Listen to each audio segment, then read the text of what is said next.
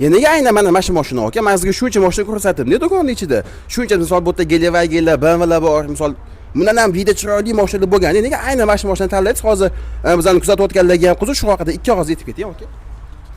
Xo'p, menga buni vidadan ko'ra tezligi, misol bu 24 volt ekan, ichkaridagilar 12. Bu undan 2 barobar tez degani. Xo'p, keyin misol uchun ichkaridagilarning ko'rinishi katta bo'lgani bilan ichi katta emas ekan. Buning ichi ancha katta ekan. Buning ichi keng. Keyin yana bitta yoqqan narsasi mana bu orqasidagi amortizatori yo'lga to'g'rilab yumshoq qattiq qo'ysangiz bo'lar ekan. Shunaqa sozlanadi. O'sha narsalar yoqdi. Baloni ham yumshoq yo'l tanlamaydi. O'sha sizni o'sha ko'changiz Shunaqa yomon yo'llagan ham ancha yaxshi ekanda. Ular cho'chma safolangiz biladi. Tegi ham yerdan baland qilib ishlangan. Okey, men uch tomoni ham sizga ma'qul keldi. Tegi ham yerdan ancha baland.